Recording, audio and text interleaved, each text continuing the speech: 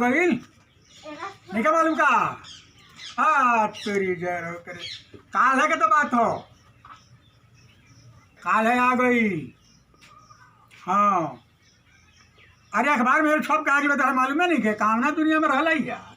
हाँ 5 आई काल।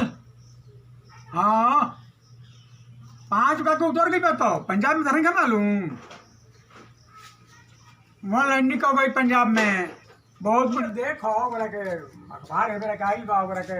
अरे का हो सरपंच। अच्छा भाई प्रणाम। प्रणाम प्रणाम प्रणाम। बैठो, बैठो। का बड़ा जॉब देखो तो फोने में बिजी रहे लो। हाँ हाँ हैं? हाँ हाँ और को बतिया ले बेटा। हाँ अब देखो ना भाई अगर पढ़ो ना बड़ा के आज अखबार में आ गई बा। हाँ तो तरजा तारा तो कुछ सुनले बड़ा तो कौन झूठ सुने बात बा ओमे हमरो हाथ बा ऐसा बात नहीं के।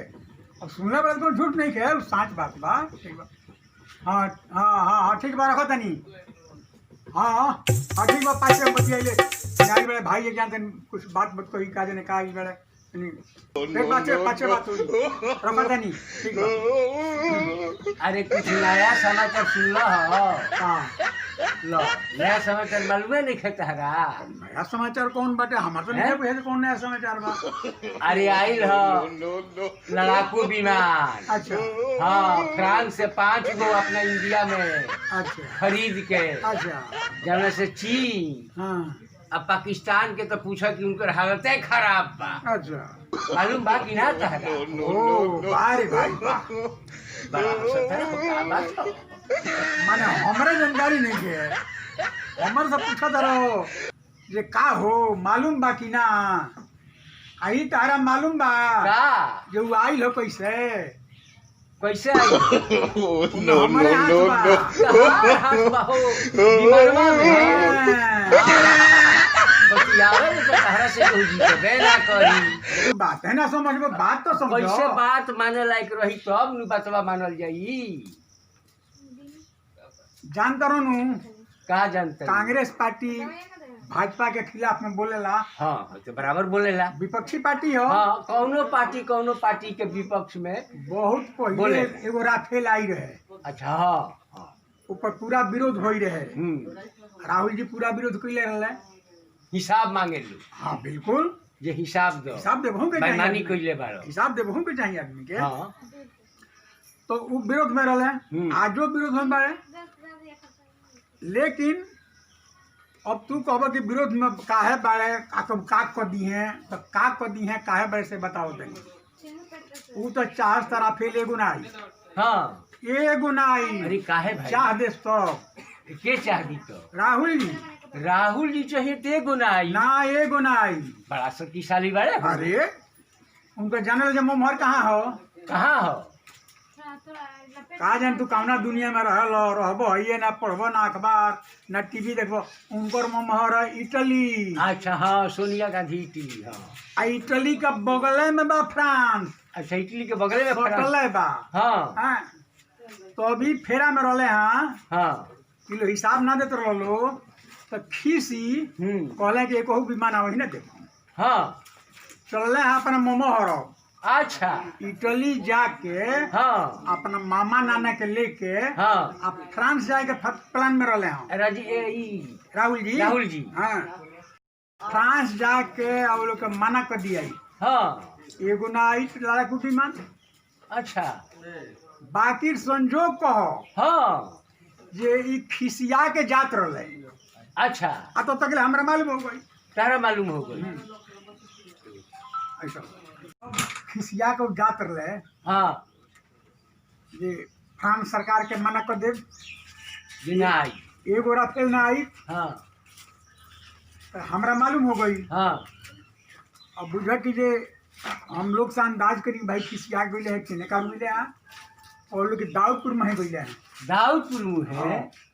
तो हम कहनी कहाँ ले गई हुई हम कह लो कि दाऊदपुर पहुँच गई हुई हैं।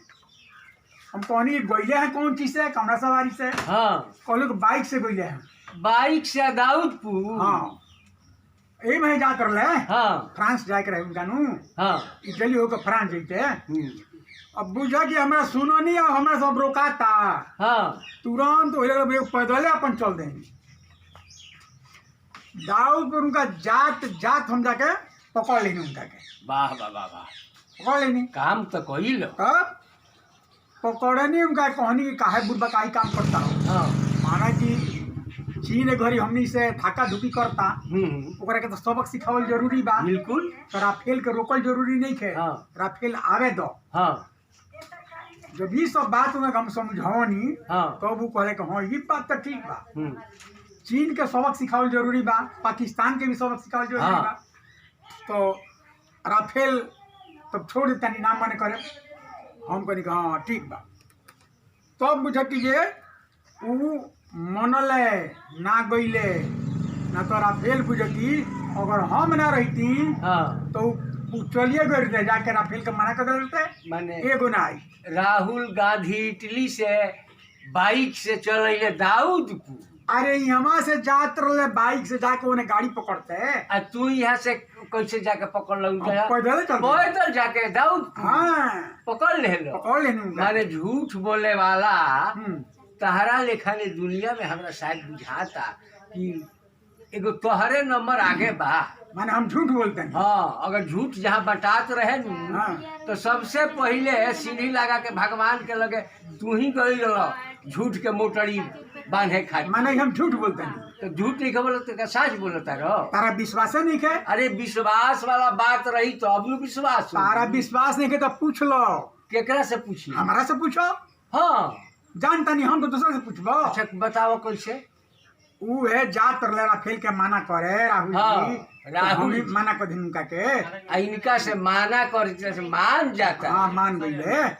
तब आ राफेल आ गए, देखा एकरा कितना पागा थी कांपता थर थर पाकिस्तान आ चीन। ई माने वाला बात नहीं थे। तो तार काम बा खाली हमरा उल्टा बतियावे के हनु। माने उल्टा चोर कोतवाल के डांटे हाँ, अपने हैं? माने हमरा बतिया के तारा काटे के बा जरूर। अरे हम ना, हम तो सच बात कहता नहीं भाई। का जो सच कहता? 5 आदमी कही ई राफेल आ मने कर राहुल गांधी जाता रे। जात नहीं कौन। हाँ तारा बात काटेगा तो भागेंगे हम। हाँ, भागो। हटो हटो ये सा हटो ये हटो मत यहीं हमारा हटो हटो हटो। लेकिन फिर हमरा द्वार पर गइल गइल तो ना कुत्ता से हम तारा के नुचा जा जा जा भागेंगे तो हटो पहले हटो यहीं से भाग।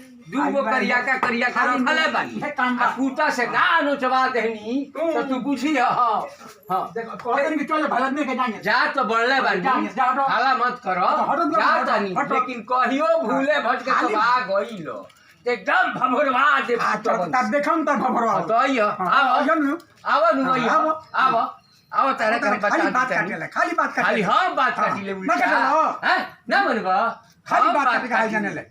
बात सुनिए ना हम। हेने के बात हेने के बात ऊपर के हेने के बाहर ये बड़ा भइल हाँ। हां बात काटो तनी अधिका कहीं का